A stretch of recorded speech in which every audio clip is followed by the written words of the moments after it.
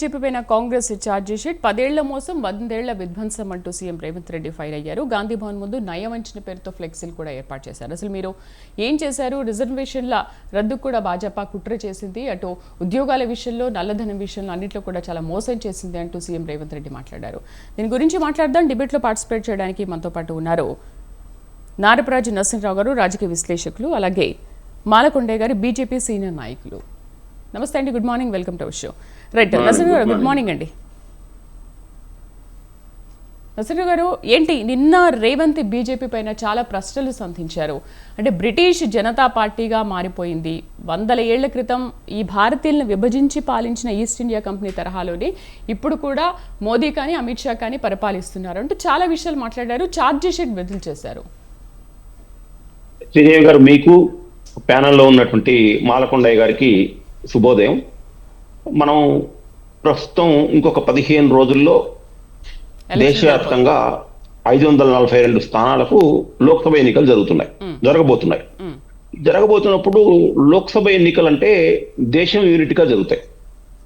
అంటే దేశం యూనిట్ అంటే ఏంటంటే లోక్సభ ఎన్నికలకు సంబంధించినటువంటి దాంట్లో మనం ఎంపీలని ఎన్నుకుంటాం, ఎంపీలను ప్రధానమంత్రిని ఎన్నుకుంటాం. ప్రధానమంత్రి అనేటువంటి వాడు దేశానికి ఒక్కతనే ఉంటాడు.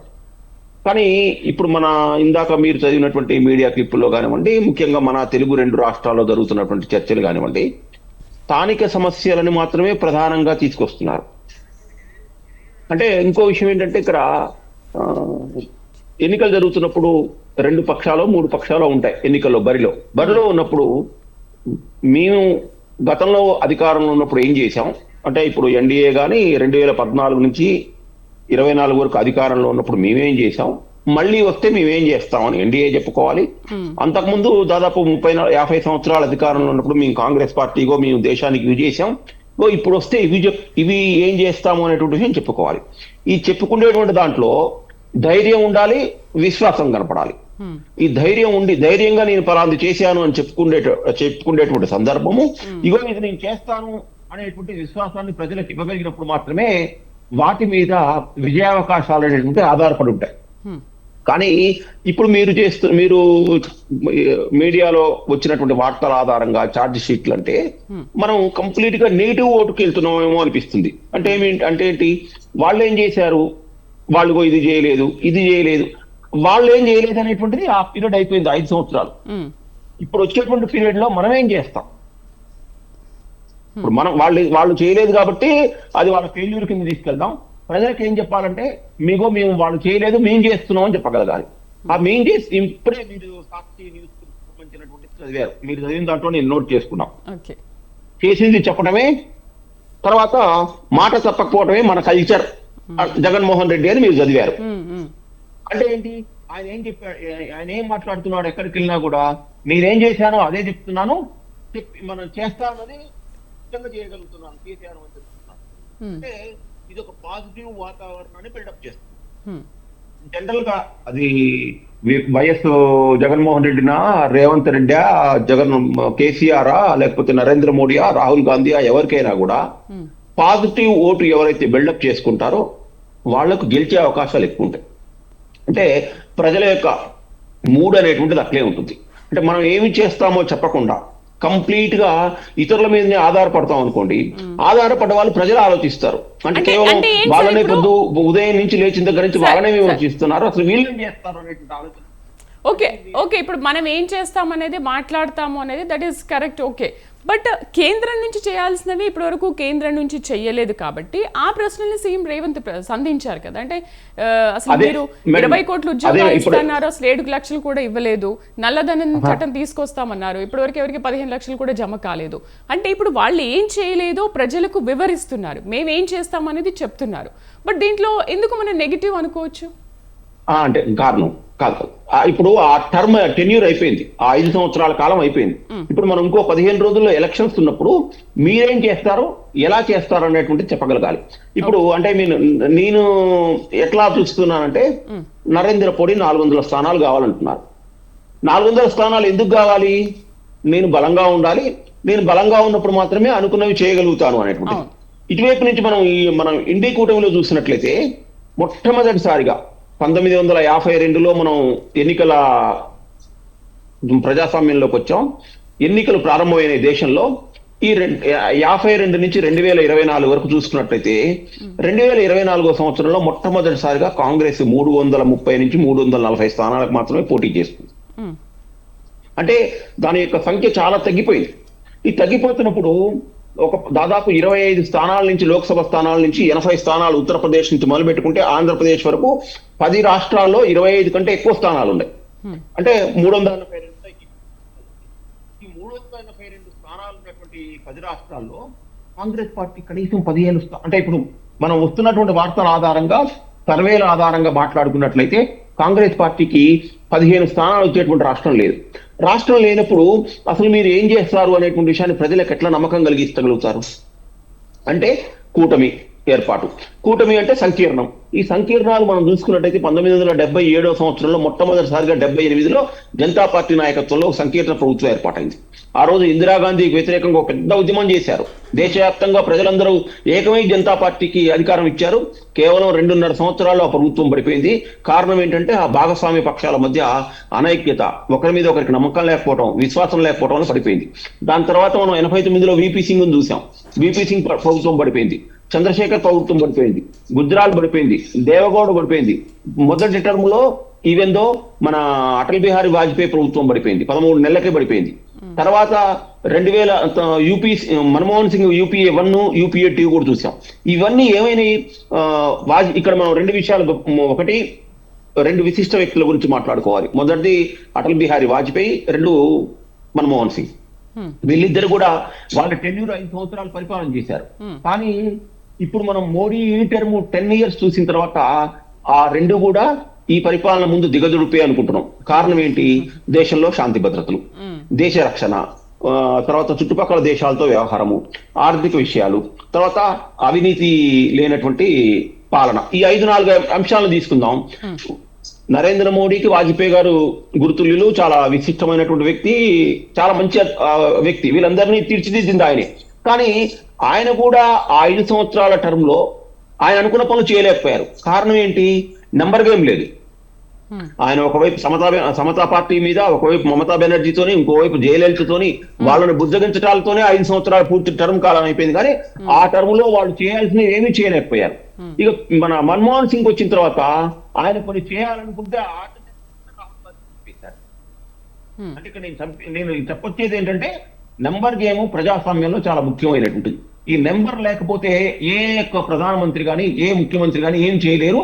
తన కుర్చీ కాపాడుకోవడం కోసం మాత్రమే ప్రయత్నం చేస్తారు. ఇప్పుడు ఆ నెంబర్ గేమ్ లో ఎవరు ముందుండబోతున్నారు? కాంగ్రెస్ కూటమి ముందుంటుందా, బీజేపీ ముందుంటుందా? ఇది పోటీ. రేపు మనం 13వ తారీఖు నాడు ప్రజలు ఇచ్చేటువంటి తీర్పు ఆధారంగా ఎవరు ఏ ఒక్క హామీని పూర్తి చేయగలుగుతారు అనేటువంటి దానికి మనం విశ్లేషణ చేయొచ్చు. ప్రస్తుతం యాజ్ ఆఫ్ నౌ మనకు కనబడుతున్నటువంటి సీన్ లో out of 542 Congress is contesting only 330 to 340. ఈ 340లో ఎక్కడికి వస్తాయి, ఏమైతుంది అనేటువంటిది మనం కాలం నిర్ణయం చేయాలి. కాబట్టి ఈ విశ్వాసం వాళ్ళకు లేదు. కాబట్టే ఈ ఛార్జ్ షీట్లు, లేకపోతే మహారాష్ట్రానికి ఏం చేశావు, నువ్వు అది చేయలేదు, ఇది చేయలేదు అంటున్నావు. కానీ నేను ఖచ్చితంగా ఇది చేస్తాను అనేటువంటిది చెప్పలేకపోతున్నారు. రెండో విషయం ఏంటంటే, ఇప్పుడు మనం అంటే ఐ థింక్ మీరు చెప్పిన దాని ప్రకారం నాకు అర్థమైంది, రేవంత్ రెడ్డి మీద మీరు మాట్లాడినటువంటి కామెంట్స్ మీద. ఇప్పుడు రేవంత్ రెడ్డి December 9కి వచ్చాడు అధికారంలోకి. అంటే December 7. ఆయన అంతకుముందు ప్రతి సభలో ఏం చెప్పాడు? నా మొట్టమొదటి సంతకం December 9వ తారీఖు నాడు సోనియా గాంధీ బర్త్డే సందర్భంగా నేను 2 లక్షల రుణమాఫీని సంతకం చేస్తానన్నాడు. ఇది మనం ఎట్లా చూసుకోవాలంటే, 2004లో రాజశేఖర రెడ్డి ముఖ్యమంత్రిగా ప్రమాణ స్వీకారం చేయడానికి ముందు నా తొలి సంతకం మన ఉచిత విద్యుత్ మీద అని చెప్పాడు. ప్రమాణ స్వీకారం కాగానే లాల్ బహదూర్ స్టేడియంలో ఆయన అందరి ముందు, ప్రజల సమక్షం ముందు దాని మీద సైన్ చేశాడు. ఇది ఇప్పటికీ మనం దాదాపు 20 సంవత్సరాలు అయినా కూడా రాజశేఖర రెడ్డి యొక్క నిబద్ధత, ఆయన మడమ తిప్పని వ్యక్తి అని మనం ఎందుకు చెప్పుకుంటున్నాం అంటే ఇది కారణం. ఇది మనం రేవంత్ రెడ్డి 4 సంవత్సరాలు అయింది, ఇప్పుడేమంటున్నారు? ఎన్నికల కోడ్ వచ్చింది అంటున్నారు, దాని మీద ఇంకేదో సమీక్ష చేయాలంటున్నారు. పోనీ దీన్ని August 15 వరకు తీసుకెళ్లారు. మరి ఎన్నికల కోడ్ June 6వ తారీఖు నాడో 7వ తారీఖు నాడో అయిపోతుంది. మరి ఎందుకు సంతకం చేయమంటే వాళ్ళ దగ్గర సరి అయినటువంటి సమాధానం లేదు. అంటే ఎన్నికల్లో గెలవడం కోసం ఒక హామీ ఇచ్చారు, ఆ హామీ ద్వారా లబ్ధి పొందారు, గెలిచారు. గెలిచిన తర్వాత దాన్ని ఎట్లా అమలు చేయాలనేటువంటి వాళ్ళ దగ్గర ఒక లక్ష్యం లేదు. లేకపోతే జూన్ 8కి కోడ్ అయిపోతే ఆగస్టు 15 వరకు ఎందుకు వెయిట్ చేయాలి? మొదటి 3 నెలలు ఏం చేశారు అంటే ఈ హామీల నుంచి ప్రజలను డైవర్ట్ చేయడం కోసం నేను అనుకునేటువంటిది ఏంటంటే ఈ ఛార్జ్ షీట్లని మనకేం చేశారు, మనకు అవి ఇవ్వలేదు ఇవి ఇవ్వలేదు అనేటువంటిది తప్ప అసలు మీరు వస్తే మీరేం చేస్తారు? జరుగుతున్నది అధికారం లోక్సభ ఎన్నికలు. రాహుల్ గాంధీ ప్రధానమంత్రి అవుతాడా, మల్లికార్జున ఖర్గే అవుతాడా, ఎక్స్ అవుతాడా, వై అవుతాడా? ఈ వైని మిగతా పక్షాల వాళ్ళు ఒప్పుకుంటున్నారా? అసలు ఇది కదా చర్చ జరగాలి. ఈ చర్చ పక్కకు పోయి వేరే రకాలైనటువంటి అంశాలు తెర మీదకి వస్తున్నాయి అంటే, ఫర్ ఎగ్జాంపుల్ మనం ఇదే కంటెస్ట్ మనం ఏపీకి తీసుకున్నాం. ఏపీలో పవన్ కళ్యాణ్ పోటీ చేస్తున్నది 21 అసెంబ్లీ స్థానాలు. ఆయన అధికారంలోకి వస్తే నేను ఇవి చేస్తానంటే తెలుగుదేశం ఊరుకుంటుందా? తెలుగుదేశం ఊరుకోదు కదా. వాళ్ళ యొక్క ఎజెండా ఏదైతుందో అంటే వాళ్ళు మెజారిటీ సభ్యులు వాళ్ళ దగ్గర ఉన్నారు కాబట్టి వాళ్ళు చెప్పిందే పవన్ కళ్యాణ్ చెప్పింది అనడం. అంటే కూటమిలో భాగంగా చెప్తున్నారు కదా సార్, కూటమిలో భాగంగా నా వరకు నేను ఇది చేస్తాను అని. కాదు మేడం, ఈ కూటమికి సంబంధించినటువంటిది ఏ కూటమి అయినా ముందు ఒక కామన్ మినిమం ఎజెండా ఉండాలి. ఇగో ఇవి నేను ప్రజలకు ఇవి చెప్తున్నాను, మనం దీన్ని చేరుద్దాము. ఇగో దీంట్లో నాయి 4 ఉన్నాయి, 4 కుదరకపోతే కనీసం 2 పెట్టండి, ఇగో నావి ఒక 2 పెట్టండి, బీజేపీ వాళ్ళు మాయకు 2 పెట్టండి అని ఒక కామన్ మినిమం. ఇప్పుడు మీరు చదివిన దాంట్లో ఏముంది? ముస్లిం వ్యతిరేక రిజర్వేషన్స్ కు మేము వ్యతిరేకం అని పీయూష్ గోయల్ వార్తను మీరు చదివారు. ఇంకా అది రేపు ముందుకు పోతుందా? ఒకవేళ పొరపాటున 2-3 సభ్యులు బీజేపీకి సంబంధించినటువంటి వాళ్ళు 3, 4, 5 గెలిచారనుకోండి, అవుట్ ఆఫ్ 10 లో వాళ్ళు అంటే ఆ ప్రభుత్వానికి 90 సీట్లు 92 సీట్లు వచ్చినాయి. ఆ 92లో బీజేపీ 5 సీట్లు కూడా కీలకమైనవి అనుకోండి, అది ముందుకు పోతుందా? మాట్లాడదాం సార్, మళ్ళీ మాట్లాడదాం. బాలకొండ గారు నమస్తే అండి. నమస్తే మా శ్రీదేవి గారు. నమస్తే బాలకొండ గారు. బీజేపీ పైన కాంగ్రెస్ ఛార్జ్ షీట్ అంటే అసలు 10 ఏళ్ల కాలంలో మీరు 100 ఏళ్ల విధ్వంసాన్ని సృష్టించారంటూ ఛార్జ్ షీట్ విడుదల చేసింది. అసలు ఏం చేశారు, ఏం చెయ్యలేదు అన్న దానికి మీ సమాధానం ఏంటి? మా శ్రీదేవి గారు నమస్తే. ముందుగా మీకు అదే విధంగా స్వతంత్ర టీవీ ప్రేక్షకులకు మన పెద్దలు విశ్లేషకులు ప్రసాద్ గారు కదమ్మా, నరసింహరావు గారు అండి. నరసింహరావు గారు వారికి అందరికి కూడా నమస్కారం. ఇవాళ చాలా మంచి సబ్జెక్ట్ని మీరు బయటికి తీసుకొచ్చారు. కాంగ్రెస్ పార్టీ బీజేపీ మీద ఛార్జ్ షీట్ ఫైల్ చేయటం అంటే అది వినటానికే చాలా ఆశాస్పదంగా ఉంది. ఎందుకంటే ప్రజలు గమనిస్తున్నారు. ఇవాళ మీరు ఇందా చదువుతున్నప్పుడు కానీ లేకపోతే విషయాల్లో కానీ ఈస్ట్ ఇండియా కంపెనీ మన దేశానికి పరిపాలన చేయడానికి వచ్చినప్పుడు మన సంపదను ఏ విధంగా దోసుకెళ్ళింది, మన యొక్క వ్యవస్థలను ఏ విధంగా కొల్లగొట్టింది, మనకి ఏ సాంప్రదాయం తీసుకొచ్చి పెట్టింది, అటువంటి విషయాలన్నీ కూడా తెలిసినటువంటి కాంగ్రెస్ పార్టీ వాళ్ళు ఇవాళ భారతీయ జనతా పార్టీ గతంలో వాజ్పేయి గారి ప్రభుత్వం కానీ నరేంద్ర మోడీ గారి ప్రభుత్వం వచ్చిన తర్వాత భారతదేశాన్ని ప్రపంచ స్థాయికి తీసుకెళ్లి ఇవాళ ఈస్ట్ ఇండియా కంపెనీ వాళ్ళ పరిపాలనలో ఏవైతే నష్టాలు జరిగాయో ఒక్కొక్కటి డెవలప్మెంట్ చేసుకుంటూ వారి యొక్క పునాదులు లేకోకుండా మన యొక్క నైతిక విలువలు, సంస్కృతి, సాంప్రదాయాలు కాపాడుకుంటూ ప్రపంచ నేతగా ఎదిగిన మన ప్రధానమంత్రి గారిని కనీసం వాళ్ళు పొగడకపోయినా వాస్తవాలు అంగీకరించకుండా ఇలాంటి తప్పుడు ఆలోచనతోటి ముందుకెళ్తున్నటువంటి ఎవరైతే ఇవాళ మన తెలుగు ముఖ్యమంత్రులు ఇద్దరు కూడాను, నేను ఇవాళ ఒకరిని అంటలేదు, ఇద్దరిని కూడా ఏదైతే అభివృద్ధిని చూసి ఆనందపడండి, మీ రాజకీయ అంశాలు చెప్పండి, తప్పలేదు, రాజకీయాలు మాట్లాడండి, మేము కూడా చెప్తాం, కానీ అభివృద్ధికి సహకరించండి, అభివృద్ధిని ప్రజల్లో తీసుకెళ్ళండి, మేము కూడా అభివృద్ధి చేస్తాం, నరేంద్ర మోడీ గారితో పోటీ పడతాం, మమ్మల్ని గెలిపించండి అని అడిగితే ప్రజలు సహకరించే అవకాశం ఉంటే సహకరిస్తారు. కానీ తప్పుడు ప్రకటనల ద్వారా, తప్పుడు ఛార్జ్ షీట్ల ద్వారా సాధించేది ఏమీ లేదు.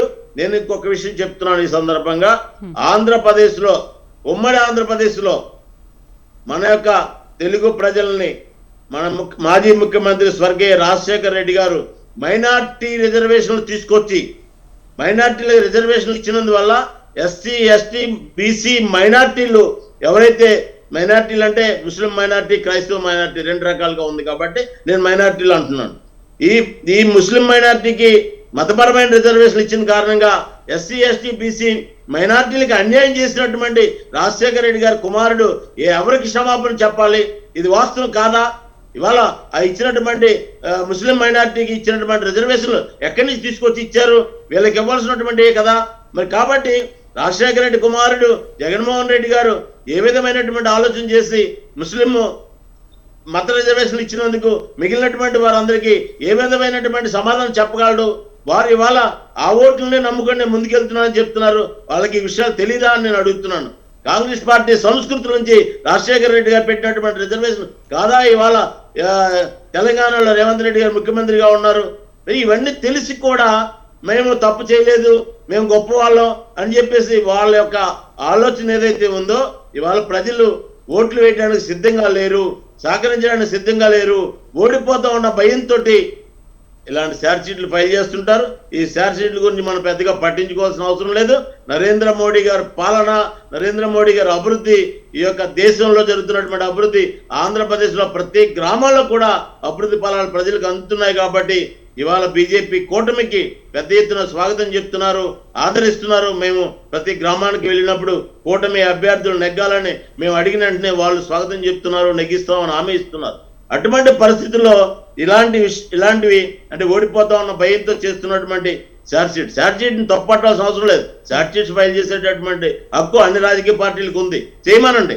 చేసేటప్పుడు ప్రజలు స్వాగతిస్తారు. ఇందా పెద్దలు చెప్పారు, ఏవైతే మాట్లాడినప్పుడు ఎన్నికల టైంలో ప్రజలు స్వీకరిస్తారా లేదా, ప్రజలు వ్యతిరేకిస్తున్నారా అని ఆలోచించుకోకుండా మాట్లాడితే వాళ్ళకే సరే. అంటే ఇప్పుడు ఈసారి మీరు కూడా అధికారంలోకి రావాలని చాలా గట్టి పట్టుదలతో ఉన్నారు, చాలా ప్రయత్నం చేస్తున్నారు. ఎన్డీఏ ఖచ్చితంగా 400 సీట్లు కొట్టేస్తుంది, అధికారంలోకి వస్తుంది అంటున్నారు.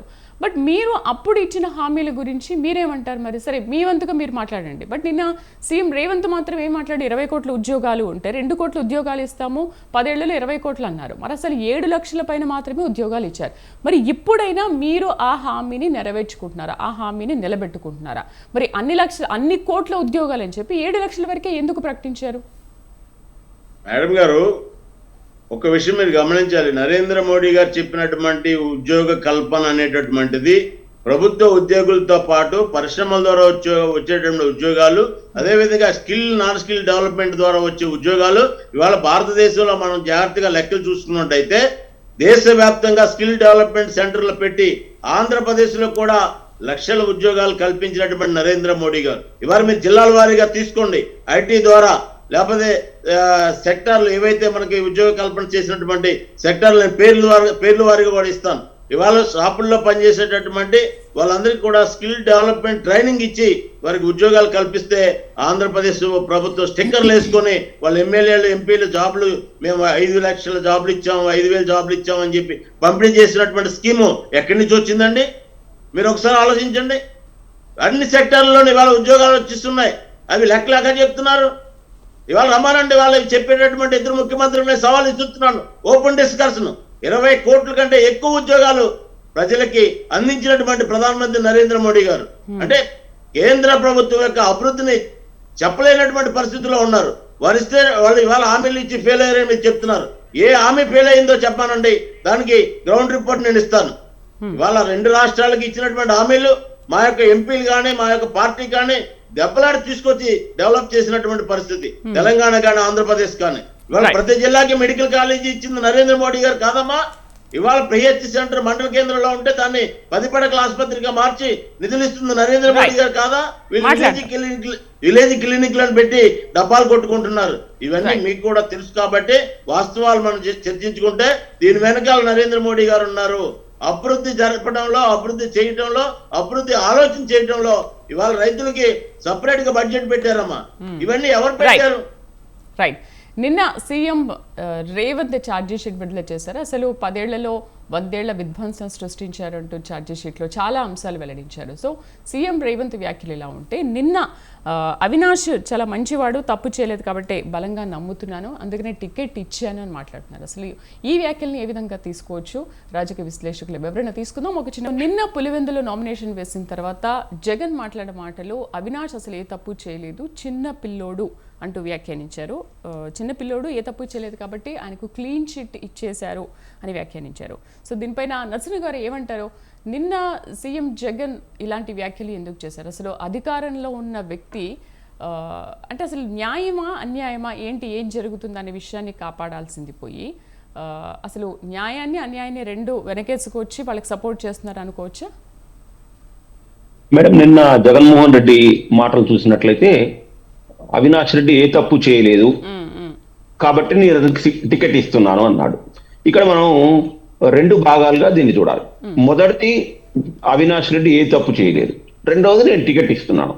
ఈ మొదటి భాగానికి వచ్చినట్లయితే ఆ వ్యాఖ్య పూర్తిగా తప్పు. ఎందుకంటే అవినాష్ రెడ్డి తప్పు చేశాడా, తప్పు చేయలేదా, వివేకానంద రెడ్డి హత్యలో అవినాష్ రెడ్డి పాత్ర ఉందా లేదా అని తేల్చి చెప్పాల్సింది, అతను ఏ తప్పు చేయలేదని చెప్పాల్సినటువంటిది, జడ్జి చేయాల్సినటువంటిది జగన్మోహన్ రెడ్డి కాదు. ఆల్రెడీ ఈ కేసు న్యాయస్థానంలో ఉంది.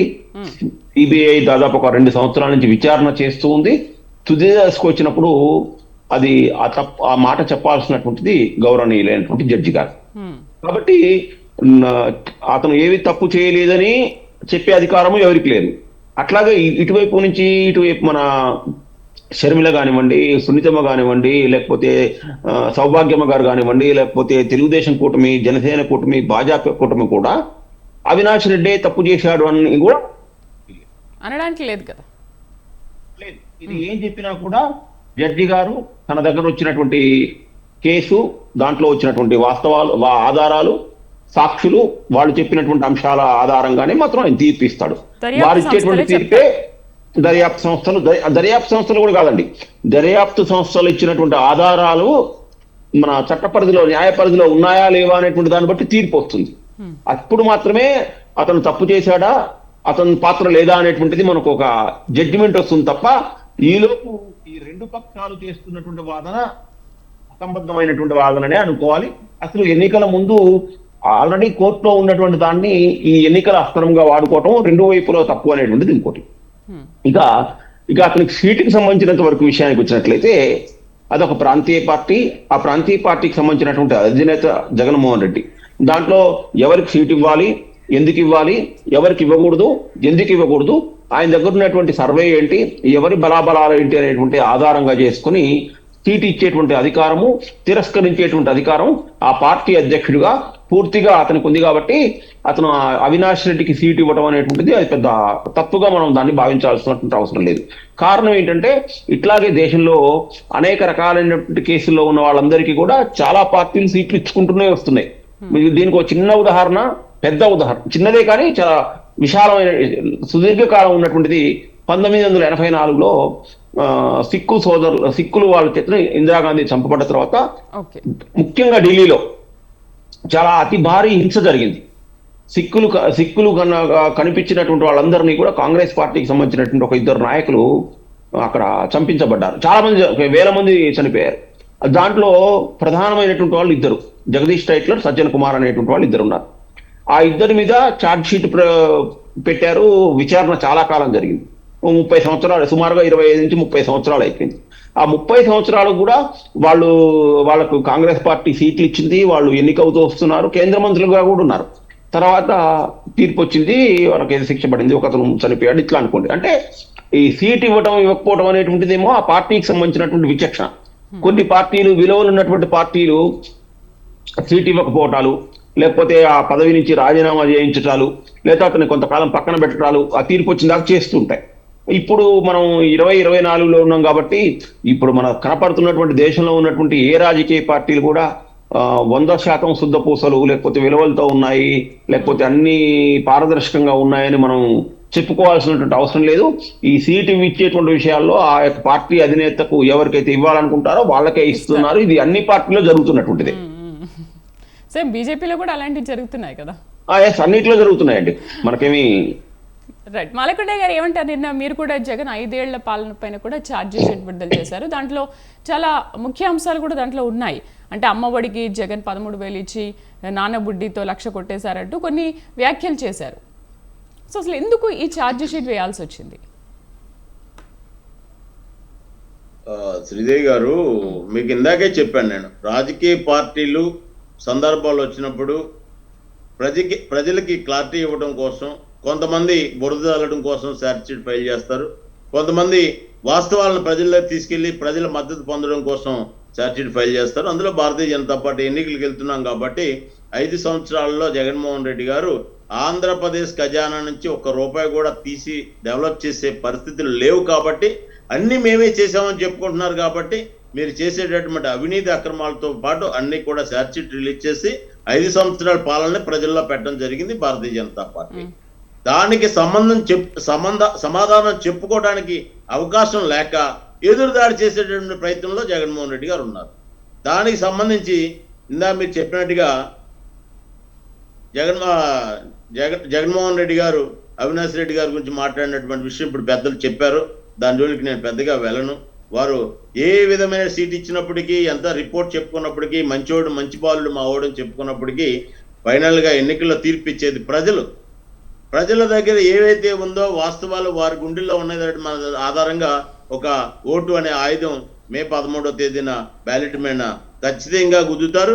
ఆ గుద్దినటువంటి ఆధారాలు ఏవైతే ఉన్నాయో దానికి సంబంధించినటువంటి ప్రజల యొక్క తీర్పుని మనందరం కూడా గౌరవించవలసిన అవసరం ఉంటుంది. అది ఏ విధంగా వస్తుంది అనేది మనం చూద్దాం. అప్పుడు జగన్మోహన్ రెడ్డి గారికి కూడా కొన్ని విషయాలు కూడా తెలుస్తాయి.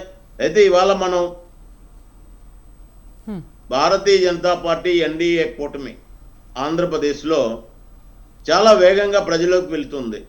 ఇవాళ ఆంధ్రప్రదేశ్కి నరేంద్ర మోడీ గారు రాష్ట్రం విడిపోయిన సందర్భంగా ఇచ్చినటువంటి హామీల పట్ల జగన్మోహన్ రెడ్డి గారు ముఖ్యమంత్రిగా రాజధానికి 2,500 కోట్లు ఇస్తే దానికి సంబంధించినటువంటి రోడ్ల విషయంలో కానీ, లేక నిధులు ఏదైతే రెవెన్యూ లోటు కోసం డబ్బులు ఇస్తే, అదే కాకుండా 7 వెనుకబడిన జిల్లాలకు డబ్బులు ఇస్తే, ఇవన్నీ కూడా ఆంధ్రప్రదేశ్ కి డెవలప్మెంట్ చేయడానికి ఉపయోగించుకోలేని పరిస్థితిలో ఆంధ్రప్రదేశ్ ప్రభుత్వం ఉంది.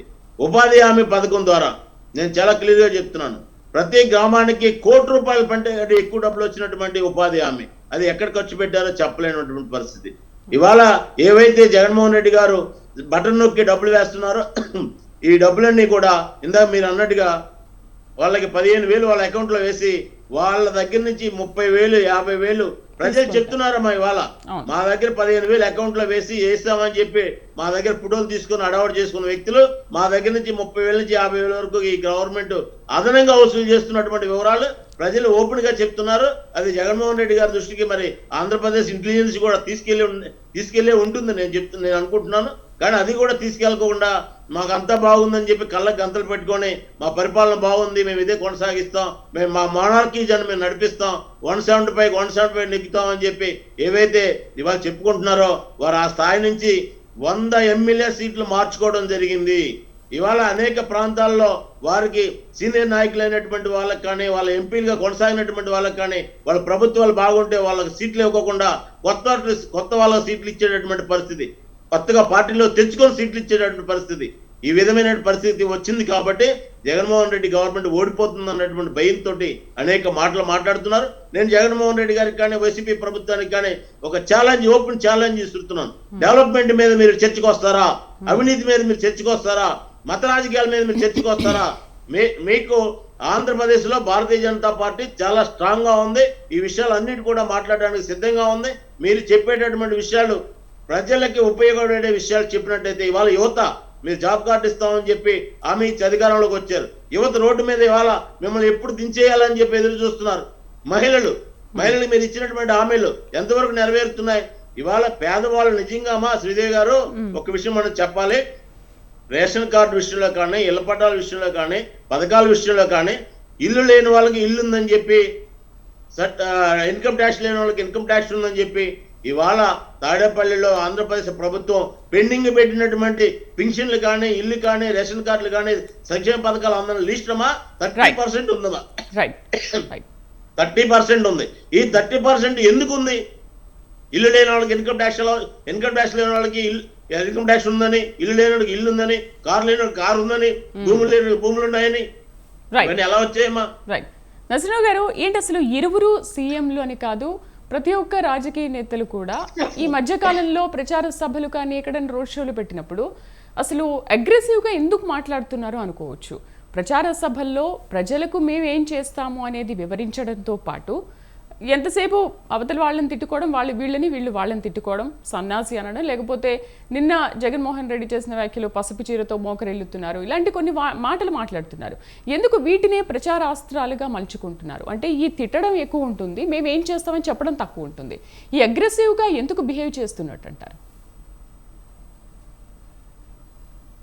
సమాజం అలా తయారైంది మేడం. రెండు విషయాలు ఏంటంటే, ఇప్పుడు మనం చాలా చక్కటి చర్చ చేసుకుంటున్నాం, మంచి సాంప్రదాయమైనటువంటి భాష మాట్లాడుతున్నాం. మనకు సంబంధించినటువంటి అవకాశం ఏ మీడియా ఇవ్వదు, ఏ సోషల్ మీడియాలో మనల్ని లైక్ చేయరు, మనల్ని షేర్ చేయరు. అదే మనం కొడాలి నాని, వల్లభనేని వంశీ, అంబటి రాంబాబు, లేకపోతే ఇక్కడ ఇక తెలంగాణలో ఒక 4-5 పేర్లు ఉన్నటువంటి వాళ్ళు ప్రెస్ మీట్ పెట్టి చంద్రబాబు నాయుడు కుటుంబాన్ని, లేకపోతే లోకేష్ భార్యని తిడుతున్నారు అనుకోండి, దానికి ప్రచారం ఎక్కువ ఇస్తారు. వైరల్ అయిపోతుంది. అంటే ప్రజలు కూడా అట్లాగే అలవాటు పడ్డారు. అంటే మంచికి ఎందుకో ఇది కొంచెం రాజకీయాల్లో చాలా దురదృష్టకరమైనటువంటి అంశంగానే మనం చూడాల్సినటువంటి అవసరం ఉంది. ఇప్పుడు ఇందాక మీరు చెప్పారు, కేసీఆర్ సన్నాసులు, దద్దమ్మలు, చోటలు అనకపోతే ఆ సభ చాలా చప్పగా ఉంటుంది అని మనకు అనిపిస్తుంది. అంటే మనం అట్లా మౌల్డ్లకు అలవాటు పడిపోయాం అనమాట. అసలు వీటికి దూరంగా మనం ఎప్పుడు వస్తాము అనేటువంటి విషయం అందరం కూడా వెయిట్ చేయాల్సినటువంటి అవసరం ఉంది. అసలు మనకు వేరే దేశాల్లో చూసినట్లయితే అసలు ఎన్నికలు చాలా అంటే మనం ప్రోగ్రెస్ కార్డు, అంటే ప్రోగ్రెస్ రిపోర్ట్, ఇగో మేము చేసాము, ఇంక ఇవి చేస్తాము, వీళ్ళు కూడా మేము ఇవి చేస్తాము, ఇవి ఉంటే గానీ ఇక్కడ ముఖ్యంగా ఇప్పుడు జగన్మోహన్ రెడ్డి తెలుగు రాష్ట్రాలే కాదు మొత్తం ఓవరాల్ గా కూడా అట్లాగే ఉంది. అయితే అక్కడికి ఏంటంటే మనం కింది నుంచి పైకి వెళ్తున్న కొద్దీ దాని యొక్క శాతం అక్కడేమో ఇంకొంచెం విలువలు ఉన్నాయనుకుంటాం, కింద కొంచెం తక్కువ సౌత్ లో. ఇప్పుడు జగన్మోహన్ రెడ్డి వాళ్ళ చెల్లె పచ్చ చీర కట్టుకున్నా కూడా విమర్శించారన్నారు. అది ఒక రకంగా చెప్పాలంటే అది పచ్చ చీర కట్టుకున్న వాళ్ళందరూ తెలుగుదేశం కాదు.